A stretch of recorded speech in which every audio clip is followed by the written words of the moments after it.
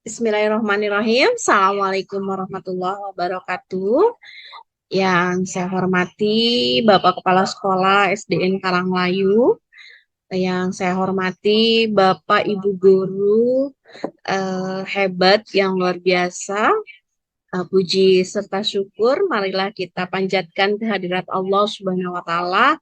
Alhamdulillah, pada pagi hari ini kita dapat bertatap maya dalam rangka diseminasi hasil pembelajaran saya mengenai budaya positif di pendidikan guru penggerak. Sholawat serta salam selalu terlimpah curahkan kepada Habibana wa Nabiyana Muhammad Sallallahu Alaihi Wasallam. Baik Bapak Ibu, untuk lebih mengefektifkan waktu, eh, marilah kita buka pertemuan kita di pagi hari ini dengan bacaan basmalah bersama-sama. Bismillahirrahmanirrahim. Selanjutnya, izin saya share screen. Oke, sebentar. Hari ini saya akan memaparkan mengenai pemahaman dan penerapan pengalaman budaya positif. Bapak Ibu yang saya hormati, budaya positif adalah nilai-nilai atau norma dan perilaku yang mendukung kesejahteraan individu dan masyarakat secara keseluruhan. Budaya positif ini meliputi beberapa hal, diantaranya disiplin positif, motivasi perilaku manusia, nilai-nilai kebajikan, kemudian 5 kebutuhan dasar manusia, posisi kontrol guru, keyakinan kelas, dan segitiga restitusi. Pembelajaran dengan paradigma baru merupakan pembelajaran yang dirancang berdasarkan prinsip pembelajaran yang berdiferensiasi sehingga para murid belajar sesuai dengan kebutuhannya berdasarkan dengan tahap perkembangan dan teori psikolog modern untuk mewujudkan profil pelajar Pancasila. Profil pelajar Pancasila itu ada nilai-nilai di dalamnya seperti beriman dan bertakwa terhadap Tuhan Yang Maha Esa, berkebinekaan global, mandiri, kemudian bergotong royong, kreatif, bernalar kritis, ya. Itu adalah nilai-nilai kebajikan dari profil pelajar Pancasila. Selanjutnya, apa itu disiplin positif? Disiplin positif ya, disiplin itu berasal dari kata disiplina, artinya belajar. Disiplin mengacu pada disiplin diri yang memiliki tanggung jawab terhadap apa yang dilakukannya berdasarkan nilai-nilai yang diyakini. Disiplin positif itu merupakan salah satu cara penerapan disiplin yang bertujuan untuk menumbuhkan kesadaran serta memberdayakan murid tanpa imbalan atau penghargaan atau reward, ancaman, atau hukuman. Nah, disiplin positif itu merupakan salah satu cara penerapan disiplin yang bertujuan untuk menumbuhkan kesadaran serta memberdayakan murid tanpa imbalan, ancaman, dan hukuman. Nah, sekarang motivasi perilaku manusia.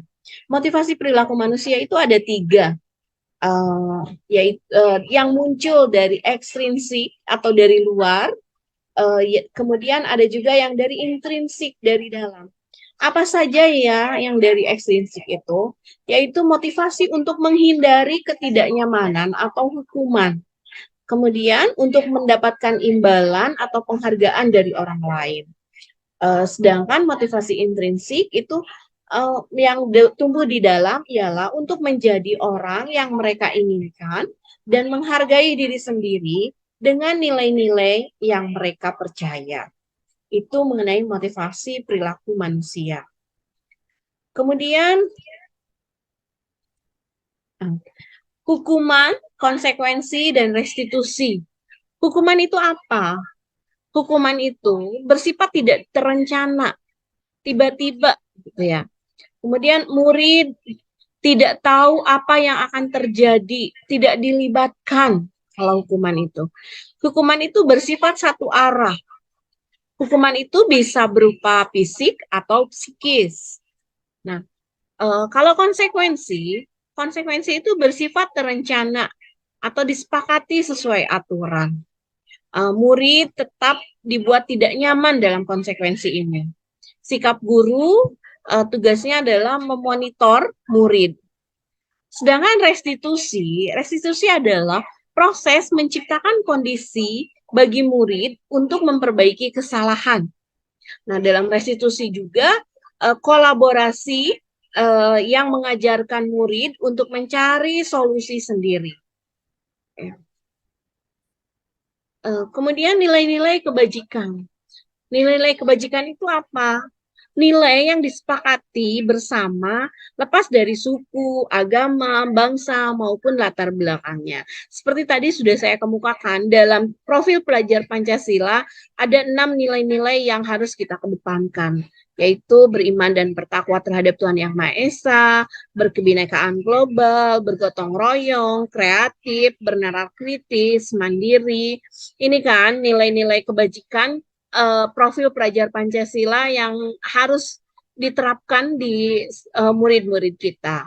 Sedangkan menurut IBO atau Primary Years Program, nilai-nilai kebajikan itu ada beberapa, seperti toleransi, rasa hormat, integritas, mandiri, menghargai, antusias, empati, keingintahuan, kreativitas, kerjasama, percaya diri, komitmen. Itu adalah nilai-nilai kebajikan sesuai dengan Primary Years Program. Sedangkan 9 pilar Indonesia Heritage Foundation, dia mengemukakan ada 9 pilar dari nilai-nilai kebajikan, yaitu empati, suara hati, kontrol diri, rasa hormat, kebaikan, toleransi, keadilan. Nah, nilai-nilai kebajikan ini harus kita usahakan untuk harus kita terapkan di murid-murid kita. Nah, kemudian sekarang ada 5 kebutuhan dasar manusia. Semua orang pasti membutuhkan kebutuhan dasar ini. Yang pertama adalah bertahan hidup. Bagaimana manusia itu bisa bertahan hidup? Kebutuhan apa yang mereka perlukan? Contohnya makanan, pakaian, tempat tinggal, keamanan, kesehatan. Itu adalah kebutuhan dasar manusia untuk bertahan hidup. Selanjutnya adalah kasih sayang dan rasa diterima. Lima kebutuhan dasar manusia yang kedua adalah kasih sayang dan rasa diterima. Bagaimana mereka diterima, dipedulikan, kemudian kerjasamanya menjadi bagian dalam kelompok, gitu ya. Kemudian penguasaan. Ya, penguasaan sini kebutuhan dasar manusia yaitu sebagai harga diri, keinginan untuk dianggap, memimpin, berprestasi, diakui, didengar, itu kebutuhan penguasaan. Selanjutnya adalah kebutuhan kebebasan, mandiri, memiliki pilihan, mencoba hal baru, mampu mengendalikan arah dirinya. Nah, di sini kebutuhan dasar sebagai manusia, kebutuhan dasar manusia meliputi kebutuhan kebebasan. Yang terakhir adalah kebutuhan kesenangan. Bapak Ibu tentunya ini Bapak Ibu juga membutuhkan, ya, bermain, humor, tertawa. Kalau kita serius terus dalam kehidupan pasti akan serasa hampa gitu ya. Baik Bapak Ibu, selanjutnya ialah 5 posisi kontrol guru. Nah, di sini Bapak Ibu boleh mengevaluasi diri sendiri, di posisi kontrol mana sih kita, gitu ya. Mari kita lihat contoh-contoh dari penerapan 5 posisi kontrol, ya. Yang pertama, 5 posisi kontrol itu sebagai penghukum. Nah, di sini ada kasus bahwa siswa tidak memakai atribut lengkap saat upacara. Nah, kalau posisi kontrol kita sebagai penghukum, nah kalimat atau kata-kata yang akan kita ucapkan ke murid kita adalah hormat pada bendera selama 1 jam. Ya, itu pasti uh, kalimatnya sebagai posisi kita sebagai penghukum. Kalau sebagai pembuat merasa bersalah, kalimat yang akan muncul adalah berapa kali ibu harus memberitahu kamu selalu saja mengecewakan ibu. Itu pembuat merasa bersalah. Sedangkan sekarang bagaimana posisi kontrol kita sebagai teman? Ayo dong, ikuti aturan sekolah. Tolong bantu ibu bapak ya. Kalian ya sudah, lain kali jangan berbuat seperti ini lagi ya. Nah, itu posisi kontrol kita sebagai teman, gitu ya. Sekarang sebagai pemantau nih, kamu sudah melanggar peraturan sekolah. Kamu tahu konsekuensinya. Setelah upacara, segera ke koperasi dan jangan diulang lagi. Nah, itu posisi kontrol sebagai seorang pemantau. Nah, sekarang sebagai seorang manajer, bagaimana seorang guru menghadapi siswa yang tidak memakai atribut lengkap saat upacara? Guru itu akan berkata seperti ini. Apakah kamu tahu kesalahanmu? Kira-kira bagaimana kamu memperbaiki kesalahanmu? Jadi dalam posisi sebagai seorang manajer, kita merefleksi, mengajak siswa untuk merefleksi dan mengakui kesalahannya dan mau memperbaiki kesalahannya. Jadi Bapak Ibu boleh evaluasi diri masing-masing di posisi kontrol mana kita saat ini. Nah, selanjutnya kita akan masuk ke pembentukan keyakinan kelas. Keyakinan kelas itu apa sih? Keyakinan kelas adalah salah satu disiplin positif yang bisa kita terapkan dalam membangun budaya positif di sekolah. Dengan adanya keyakinan kelas, di setiap kelas diharapkan dapat mewujudkan tujuan pendidikan yang berorientasi kepada profil pelajar Pancasila. Nah, keyakinan kelas itu bersifat abstrak ya daripada peraturan yang lebih rinci dan konkret. Keyakinan kelas berupa pernyataan-pernyataan universal yang dibuat dalam bentuk kalimat positif. Ya, keyakinan kelas tidak dibuat dalam jumlah banyak sehingga mudah diingat dan dipahami oleh semua warga kelas. Jadi nggak usah banyak-banyak nih Bapak Ibu membuat keyakinan kelas itu. Sesuai dengan nilai-nilai kebajikan yang mau kita angkat yang mana. Misalnya toleransinya, menghargainya, disiplin waktunya. Nah, di situ. Karena keyakinan kelas merupakan sesuatu yang dapat diterapkan di lingkungan kelas tersebut, ya. Pembuatan keyakinan kelas harus melibatkan semua warga yang ada di kelas melalui kegiatan diskusi atau curah pendapat. Nah, keyakinan kelas juga harus ditinjau kembali dari waktu ke waktu. Ya, apakah masih bisa dipakai atau tidak keyakinan kelas di semester selanjutnya, atau mana yang harus diperbaiki, mana yang harus lebih ditingkatkan. Jadi itu bisa melihat hasil dari rapot pendidikan juga.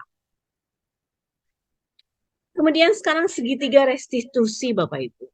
Nah, di sini cara penanganan kita bagaimana menangani siswa yang melanggar aturan atau melanggar keyakinan kelas yang sudah disetujui. Restitusi adalah merupakan proses kolaborasi yang mengajak siswa untuk mencari solusi. Ya, garis besarnya itu mengajak untuk mencari solusi dari masalah yang dihadapinya. Nah, kemudian siswa juga diajak berpikir tentang orang seperti apa yang mereka inginkan dan bagaimana mereka harus memperlakukan. Nah, segitiga restitusi itu ada 3 tahapan Bapak Ibu. Yang pertama, menstabilkan identitas. Yang kedua, validasi tindakan kesalahan. Dan yang ketiga, menanyakan keyakinan. Bagaimana itu menstabilkan identitas? Menstabilkan identitas itu berdasarkan dari prinsip membuat kesalahan adalah bagian dari proses pembelajaran. Ya, untuk mengubah orang yang gagal karena telah berbuat kesalahan menjadi orang yang sukses. Kemudian,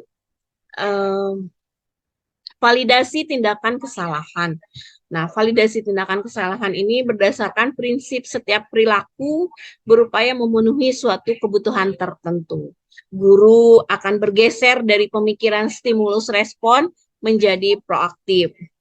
Kemudian, mengenali dan mengakui kebutuhan murid akan memperbaiki hubungan dengan murid. Ya, dalam validasi tindakan kesalahan itu. Selanjutnya, menanyakan keyakinan. Nah, murid akan diberi pertanyaan-pertanyaan bermakna untuk memunculkan motivasi secara intrinsik. Kemudian murid juga kita juga harus mampu meyakinkan keyakinannya dengan tindakan yang salah. Nah, berikut adalah, bentar, Pak, keluar nggak Pak suaranya ya? Bentar.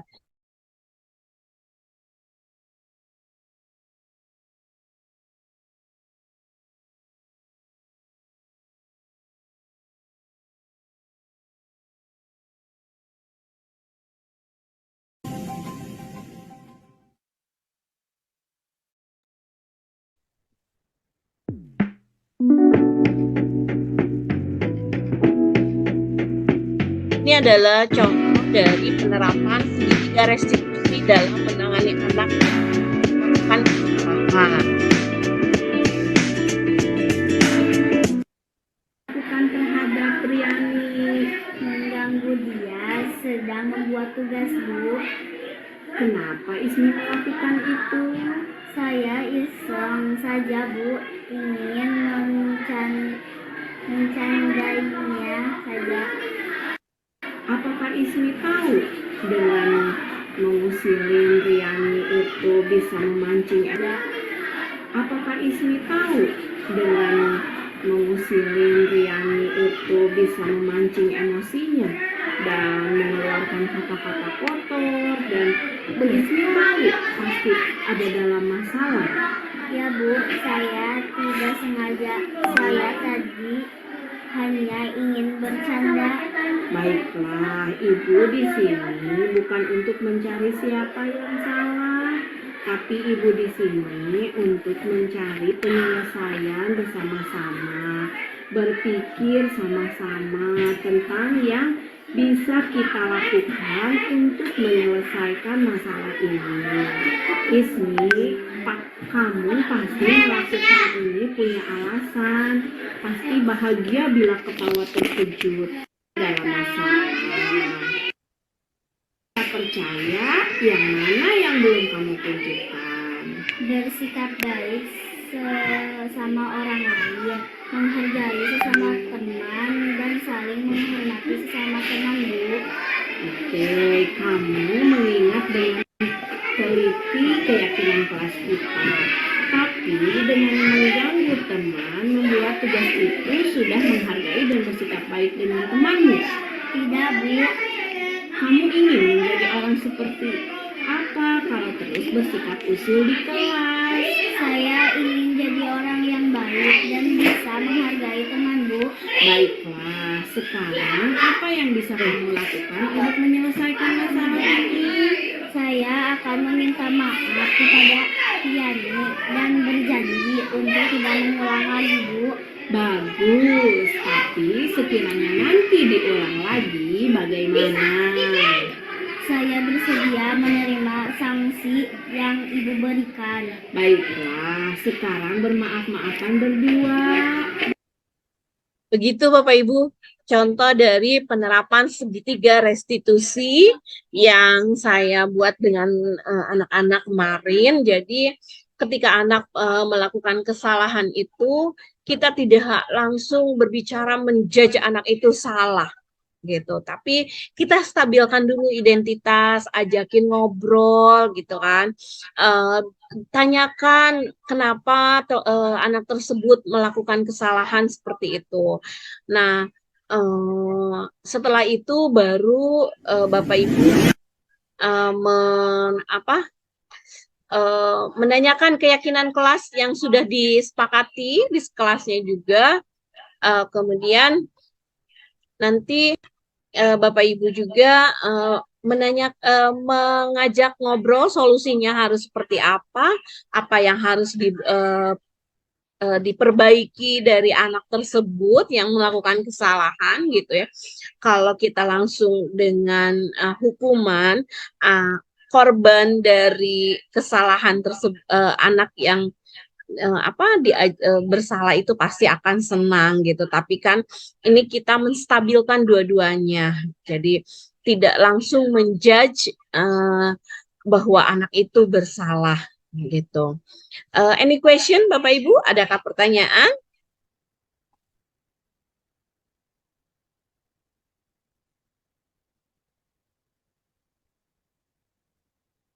Oke, kalau misalnya sudah cukup, tidak ada pertanyaan, mudah-mudahan kita bisa menjadi uh, uh, guru yang disukai anak, disenangi anak, gitu ya. Kita bisa mengevaluasi diri kita sendiri, sudah sejauh mana sih hari ini kita, apakah sudah sesuai nih ini dengan apa yang kita lakukan, gitu ya. Di sini ada suatu kesimpulan yang saya buat dalam penerapan program disiplin positif. Hendaknya guru memiliki standar kepribadian, profesional, dan sosial yang baik, di mana guru dapat merefleksikan posisi kontrolnya saat ini. Bagaimana perjalanan dirinya sebagai among atau manajer yang menuntun muridnya menjadi insan merdeka mandiri dan bertanggung jawab. Terima kasih Bapak Ibu atas kehadirannya. Satu moto dari saya, if you can dream it, you can do it. Jadi nothing is impossible. Segala sesuatu jika kita memimpikannya, kita bisa mencapainya. Cita-cita kita mempunyai murid-murid yang sukses, yang soleh dan soleha. Mudah-mudahan Allah bisa menuntun kita untuk selalu bisa profesional, kemudian kepribadian kita juga, sosial kita juga lebih ditingkatkan lagi, ditebalkan lagi untuk merefleksikan diri kita sendiri. Izin terima kasih Bapak Ibu, mohon maaf atas segala kekurangan dan kesalahannya. Di sini saya hanya kita sama-sama belajar, kita sama-sama mengingat kembali di tugas dan tanggung jawab kita sebagai seorang guru, kemudian apa yang harus kita tebalkan, apa yang harus kita perbaiki, apa yang harus kita refleksikan, gitu ya Bapak Ibu. Posisi kontrol yang sebagai seorang manajer yang harus kita tingkatkan terus dalam menghadapi murid-murid kita yang hebat-hebat. Anak itu memang dilahirkan apa ya, putih gitu ya. Jadi orang tuanya yang mau membawanya kemana, mau ke Yahudi, mau ke Nasrani, atau mau kemana gitu ya. Jadi mudah-mudahan kita sebagai orang tua kedua dari anak-anak murid kita bisa menuntun mereka ke arah jalan kesuksesan di dunia maupun di akhirat. Terima kasih sekali lagi Bapak Ibu atas kehadirannya. Mohon maaf atas segala kekurangan yang atas segala kesalahannya, atas kata-kata yang tidak berkenan di hati Bapak Ibu. Wallahul muwafiq ila aqwamit thoriq. Wassalamualaikum warahmatullahi wabarakatuh.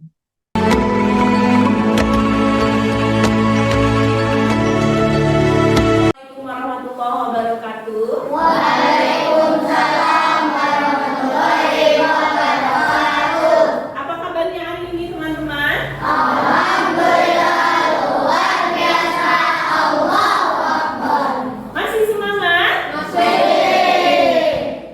Masih ingat dengan tepuk semangat koboynya? Oke, yuk kita tepuk semangat dulu ya. Tepuk semangat koboy. Semangat. Semangat. Semangat. Semangat.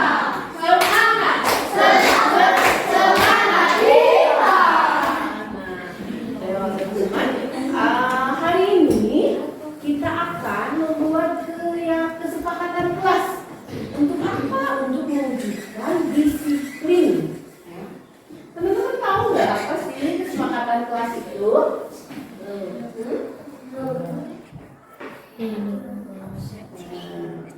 Keyakinan kelas ya, keyakinan adalah metode yang menimbulkan ya disiplin positif, tapi harus tumbuh dari diri kita sendiri. Teman-teman yakin saya akan datang ke sekolah tepat waktu. Selama ini teman-teman sudah tepat waktu nggak sih di sekolah? Oh iya, terima kasih kalau sudah. Buat apa itu keyakinan kelas teman-teman? Ya, untuk mewujudkan disiplin positif, ya, sebagai pengendali diri juga, ya, sebagai pengendali diri juga, ya, baik di sekolah ataupun di rumah. Oke. Merupakan nilai-nilai dari kebajikan yang universal. Contohnya disiplin, ya, saling menghormati, menyayangi, mandiri, bertanggung jawab, menjaga kebersihan. Teman-teman enak nggak kalau suasana kelasnya bersih? Tapi kalau suasana kelasnya kotor? Nyaman nggak belajar? Tidak. Nah itu tidak hanya di sekolah, tapi di rumah pun teman-teman harus menerapkan sama seperti di sekolah. Begitupun ketika di rumah teman-teman melakukan pembiasaan itu harus sama ketika teman-teman di sekolah. Oke, siap ya teman-teman. Nah, selanjutnya coba teman-teman mau kelasnya itu seperti apa sih? Impiannya di kelas ini seperti apa? Suasananya mau bagaimana? Teman-temannya mau bagaimana juga? Gurunya mau bagaimana? Ya, teman-teman pasti punya impian kan? Punya cita-cita kan? Coba teman-teman, pengen punya teman seperti apa?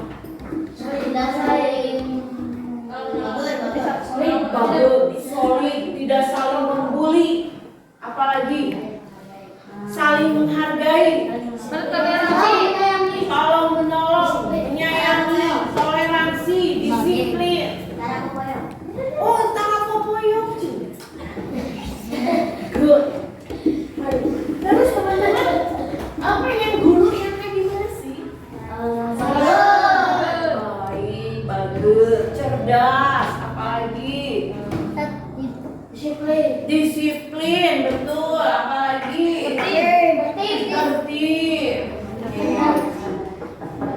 Oke, sekarang, nah, teman-teman kan sudah tahu ya, mau kayak gimana nih aku tuh di kelas, mau apa sih, mau teman seperti apa sih kita tuh biar kompak di kelas, mau guru yang bagaimana sih teman-teman udah punya kan keinginannya? Udah. Oke, kalau sudah, nih contohnya saya akan membuang sampah pada ini harus selalu diingat, tidak hanya teman-teman tuliskan sebagai keyakinan kelas, tapi diresapi, benar nggak ya? Kalau saya membuang sampah ke tempatnya, menghindari Hal-hal yang tidak diinginkan, satu, penyakit. Yang kedua, banyak kuman. Ya. Kalau kita, ini contoh pertama. Contoh kedua, saya akan hadir di sekolah tepat pada waktunya. Teman-teman, kalau teman-teman telat, malu nggak? Malu. Ya. Kalau teman-teman selalu telat, pasti malu. Baik, teman-teman. Sekarang, teman-teman, silahkan tuliskan teman-teman ingin seperti apa keyakinan kelas teman-teman yang nanti sepakati cocok apa enggak ini diterapkan. Teman-teman tulis 2 keyakinan kelas yang teman-teman inginkan dalam stick note ini. Oke? Nanti dikasih nama, ya. Tulis 2 keyakinan kelas teman-teman. Saya ingin kompak selalu, gitu ya. Saya ingin teman-teman selalu menghargai. Silakan. Apa impian teman-teman yang inginkan di kelas ini tuliskan dalam stick note ini. Siap teman-teman? Ya. Oke. Saya bagikan ya stick note-nya ya. Teman-teman ini semua ya. Jangan lupa dikasih nama.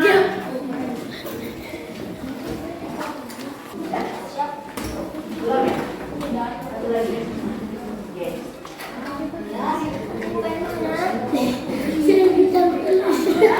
Itu guys. Ada boleh.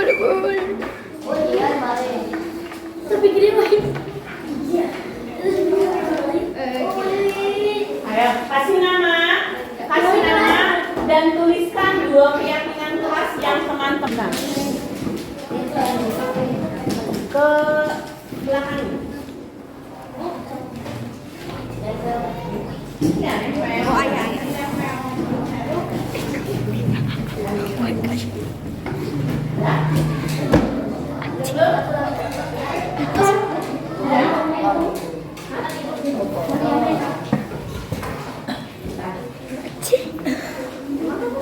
Gadam.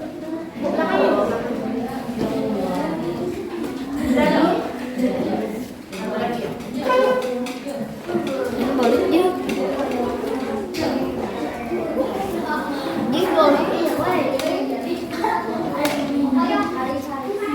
Bebas, silakan. Teman-teman inginnya seperti apa? Silakan tuliskan bebas. Ya, nanti ditempel di kertas. Kasian. Nanti kita diskusikan, saya bacakan, nanti kita diskusikan. Maunya teman-teman kayak gini.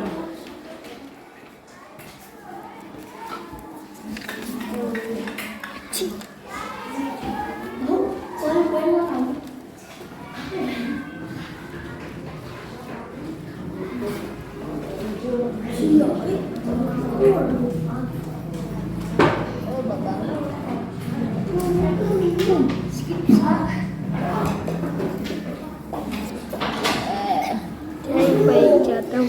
2 menit, ya.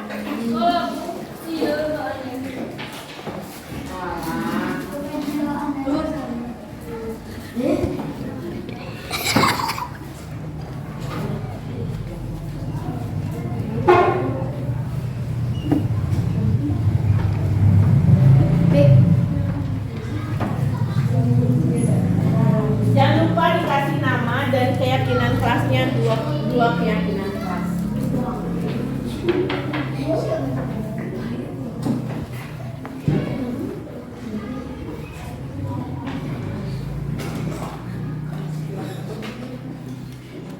Sudah? Kalau sudah silakan tempel di kertas.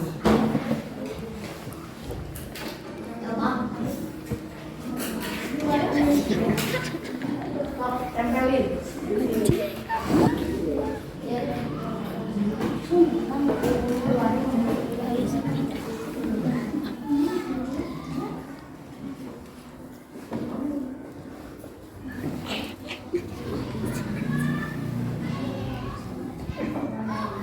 Yang tetap aja kalau misalnya jadi biar tiga. Nah, seperti ini. Biar cukup 3.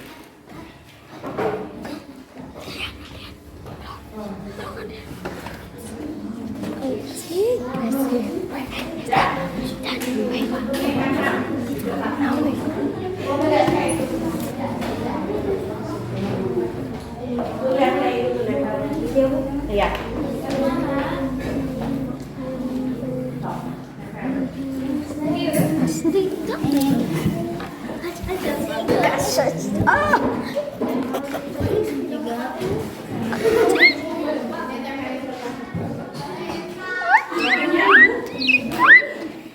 Berdekatan. Kurang nggak? Kalau kurang ini. Aja, bergaya guys. Kalau sudah boleh duduk lagi, nanti kita diskusikan. Teman-teman setuju nggak? Kalau misalnya kayak gini, kita terapkan. Saya ingin. Boleh push. Boleh push. Jangan.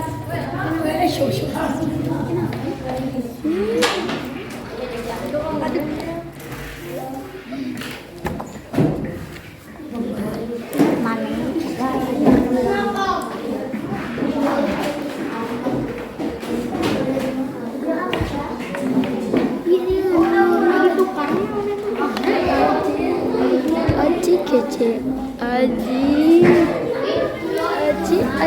bergaya. Aji terlalu bergaya bos. Aji cari.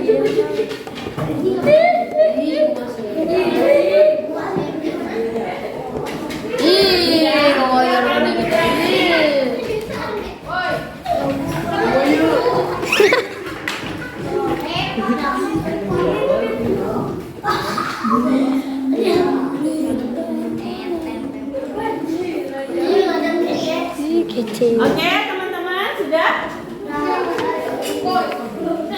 Boleh dikumpulkan di depan kalau sudah.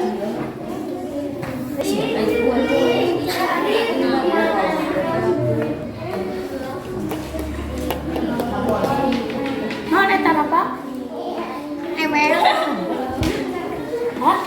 Oke, kalau sudah boleh dikumpulkan.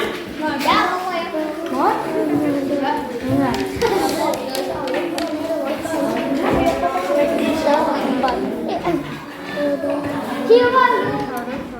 Haris. Sudah semuanya boleh duduk. Saya mau bacakan keyakinan saya dengan kelas yang teman-teman tulis.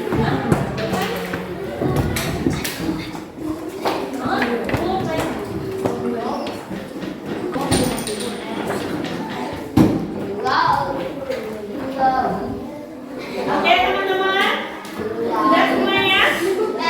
Oke, saya bacakan ya hasil dari teman-teman. Teman-teman nanti setuju apa tidak? Silakan teman-teman sepakat apa tidak? Silakan kemukakan kenapa teman-teman setuju, kenapa teman-teman tidak setuju. Siap? Ini yang dari perempuan dulu ya. Saya nggak bakalan sebutin tapi ada di saya. Saya ingin kelas yang bersih dan sejuk, tidak berisik. Setuju teman-teman? Berarti apa? Menjaga kebersihan.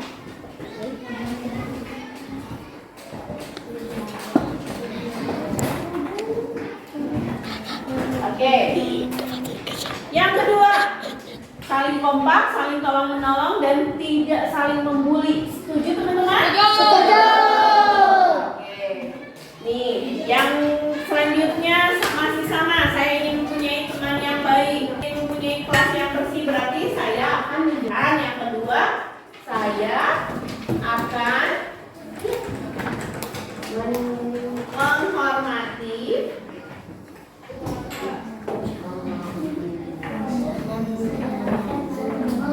saling tolong menolong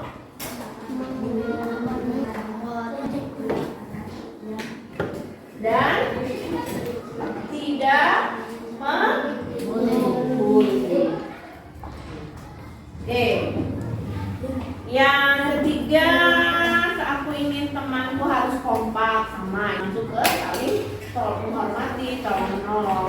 ingin kelas yang bersih, piket kelas bersama, melaksanakan piket kelas. Oke, saya ingin selalu disiplin, selalu kompak.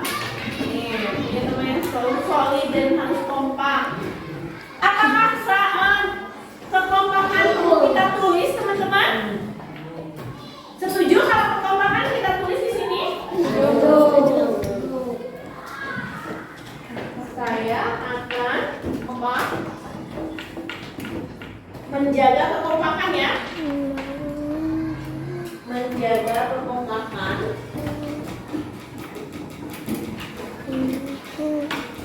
dengan teman. Oke, itu yang perempuan sudah selesai. Oke, sekarang kita baca yang laki-laki. Hampir sama ternyata. Tidak ingin punya teman yang solid, tidak saling membuli, temannya harus disiplin, saling menghargai. Saya ingin guru yang baik dan cerdas. Kemudian saya ingin teman-teman yang baik, saling menghargai. Saya ingin teman-teman yang cerdas dan kompak, teman yang solid, saling menghargai. Guru yang pandai dan cerdas. Saya ingin teman solid, saling menghormati, mempunyai kelas yang bersih, hampir sama. Tidak saling membuli, teman yang solid, tidak mengolok-olok orang tua, ingin tidak membuli, ya, ingin tidak ada teman yang mengolok-olok kepada orang tua, bagus. Ingin teman yang solid. Saya ingin saat guru rapat, murid-murid tidak berisik di kelas. Saya ingin teman-teman yang saling menghargai. Oke, berarti saling menghargai belum masuk ya, baru saling menghormati, tolong menolong dan tidak membuli. Setuju kalau saling menghargai masuk di keyakinan kelas kita?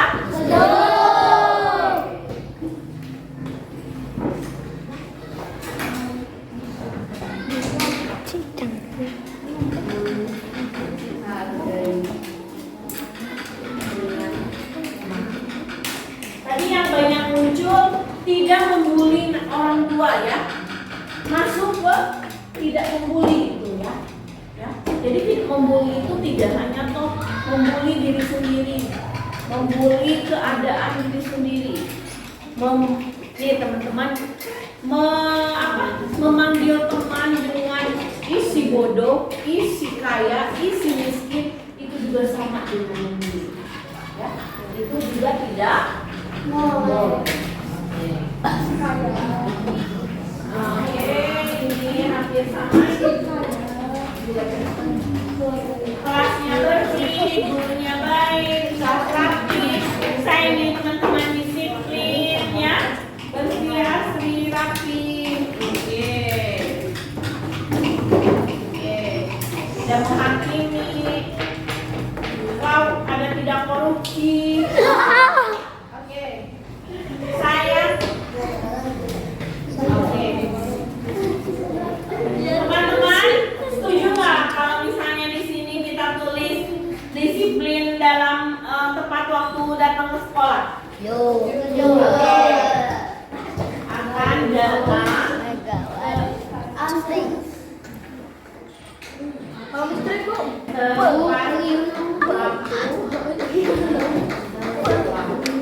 Ada yang kurang teman-teman? Saya akan menjaga kebersihan. Setuju ya? Saya akan menghormati, saling tolong-menolong dan tidak membuli. Setuju? Saya akan menjaga kekompakan dengan teman. Setuju. Saling menghargai dengan teman. Akan datang tepat waktu di sekolah. Ada lagi tadi dari kesepakatan yang belum ditulis. Jangan lupa saya akan melaksanakan piket kelas. Oke. Saya akan melakukan.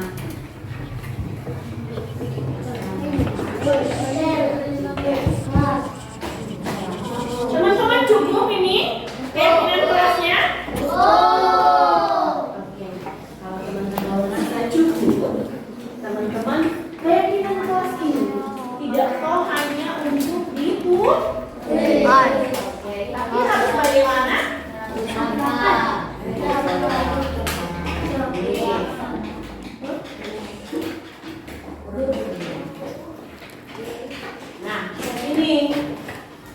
kita, tugas saya, dan tugas teman-teman dalam keyakinan kelas ini adalah, kalau saya kan tugasnya mengajar, mendidik, menjawab pertanyaan, memberikan nilai, memberikan tugas, menegakkan peraturan, ya, menjalankan keyakinan kelas, kemudian peduli terhadap semua murid. Nah, sekarang teman-teman, ya tugasnya teman-teman belajar, coba menghasilkan yang terbaik dari diri, bertanya jika tidak paham, kemudian mengikuti aturan, kemudian menjalankan keyakinan kelas, mendengarkan, memberikan tugas, mengalihkan tugas kembali. Ada lagi tugas teman-teman?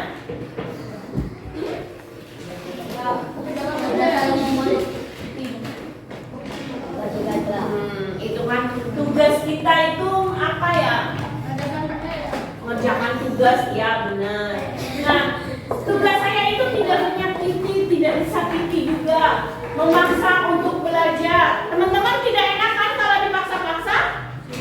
Tapi kalau teman-teman sadar dengan dirinya sendiri, teman-teman enak kan? Enak. Oke.